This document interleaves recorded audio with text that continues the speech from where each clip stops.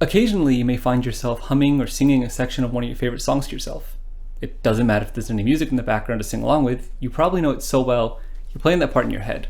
But what if instead the musician released a song and it was just them singing? That background music actually wasn't there. No instruments or even backup vocals to support the melody. Unless done intentionally for stylistic reasons, it wouldn't be as entertaining to listen to as a full band. The melodies people sing or play benefit greatly from some musical accompaniment. Why is that though? Is it just more noise makes it more interesting? That's part of it, but probably the most important reason is that it gives context to the notes in the melody. Let's listen to an example of how additional notes played at the same time change how we perceive the scale. First, I'll play a simple melody without the accompaniment.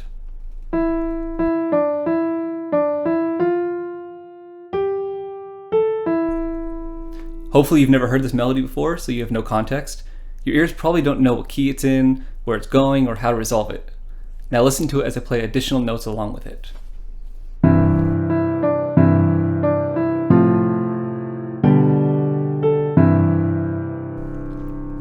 Hopefully that sounds fuller and more musical to you. Even if you don't know what key it's in yet, you probably notice that it gives more meaning to the notes in the melody and changes the feeling. Now let's try the same melody, but change the lower notes.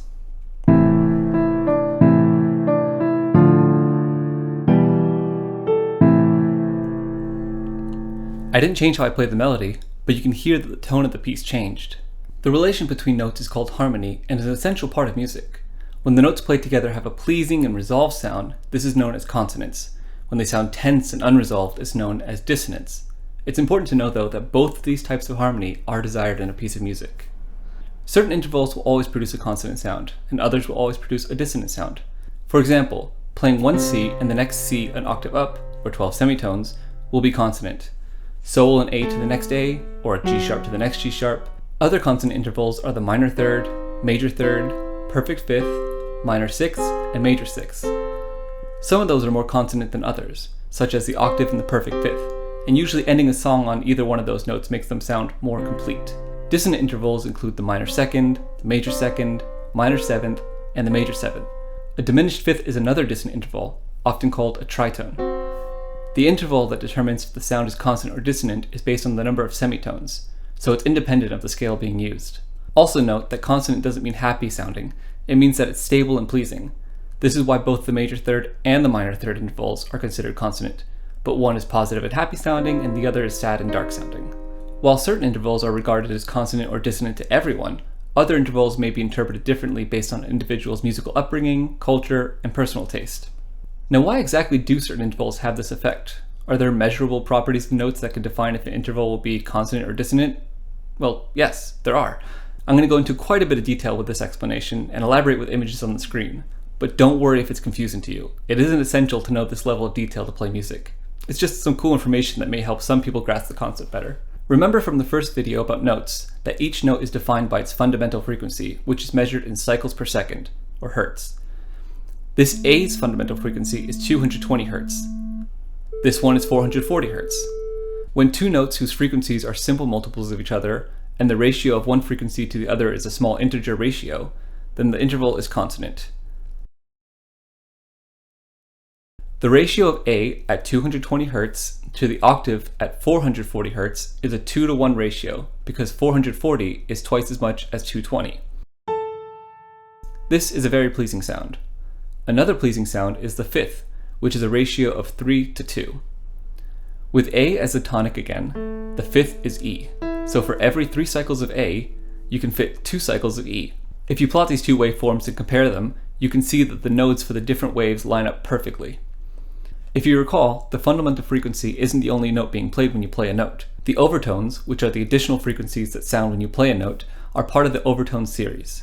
Each additional frequency is simply a multiple of the fundamental. So the first overtone is double the frequency of the fundamental, which is why it sounds so nice when played with the octave. The second overtone is 3 times the fundamental. Then the third is 4 times the fundamental, and so on. Each of these additional harmonics is lower in volume than the fundamental, but the exact amplitude differs among instruments. We use a system known as equal temperament, in which each of the notes in the chromatic scale is separated equally from one another.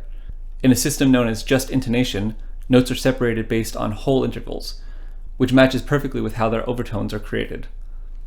Unfortunately, the system results in instruments being tuned to a particular scale, which can make tuning to play songs in different keys frustrating, if not impossible.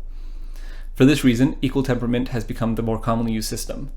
The result of this is that intervals are a little less consonant than they would have been if we didn't use equal temperament. For the most part, if you stick to the notes in a scale to harmonize with and just use your ears to find out what sounds good, you'll be able to create some great music. What's important to learn from this is that certain intervals produce sounds that are consonant and others are dissonant, and this is independent of the key that you're writing in. How can you use this knowledge to write your own music? Here's an example. If you know your melodies in C major, then you know you have all the natural notes to play with for the harmonies. And if you have an idea of how you want a certain segment in that melody to be interpreted by the listener, then you can decide which notes to pair it with based on the interval's consonance or dissonance. Maybe in your song you want to write the first chorus without any odd harmonies, like this.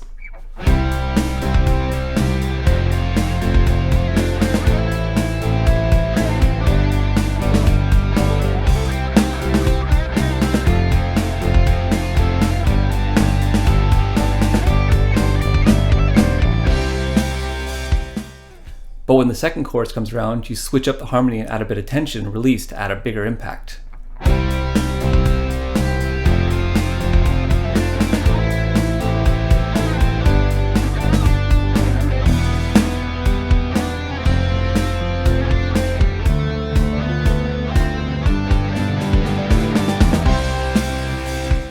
There are plenty of other ways to use harmony, which will be the focus of upcoming videos. There could even be a bit of rule breaking in order to get the sound you're looking for. Music should tell a story, whether it has words or not, and a good story will include sections and traits like an introduction, a familiar theme, suspense, tension, a climax, and a resolution, to name a few. If songs are only happy all the way through, with the same feeling throughout, each section sounding exactly the same, you might enjoy that every now and then, but if it's an entire album like that, it might get monotonous. Same with albums that are only sad all the way through, although that may be a bit more common, but they could benefit from having an uplifting message, a positive sounding section, or lyrics that describe being triumphant in some way. Also, think about scores for movies and video games, which try to convey all sorts of emotions to describe the scene better, or help with the transition. They may use a common theme, but harmonize it differently based on the situation. Music has the ability to take the listener on a journey by telling a story with words or with melodies, and with engaging rhythmic parts. Sometimes, when you're writing music, you may come up with a melody first, and you'll know if this melody is happy, sad, uplifting, or something else. If you know the scale you're working with and the emotion you want to convey, then choosing the other notes to fit the melody should be simpler. By carefully selecting the notes to play as the harmony, you have the ability to make the listener feel calm and relaxed, anxious, anticipating, or uneasy, or any number of feelings, as I demonstrated with those examples earlier. Adding the harmony will give context to the melody, making the effect it has in the listener that much stronger. Even just doubling the melody in different octaves is a useful composing technique that can have its own effects. Play around with some harmonies on an instrument if you have one that can play 2 or more notes at once, like a guitar or piano. You can sing with someone to get these harmonies, or sing along with the recording on your phone. Get an understanding of what harmonies sound good and what kind of feeling they create. Get a good grasp on harmony early in your music education if you can. Alright, let's recap. Harmony is the product of 2 or more notes being played together. Harmony provides context for the melody. Consonance is a pleasing sound between 2 or more notes, and dissonance is a tense sound between 2 or more notes. There are known intervals that are consonant and others that are dissonant, and you can change how the music is interpreted by reharmonizing. If you like this lesson, please be sure to like the video and ask any questions you might have in the comment section below, and subscribe to get notified when more of them come out. In the next lesson, I'll give you an introduction into chords. See you there.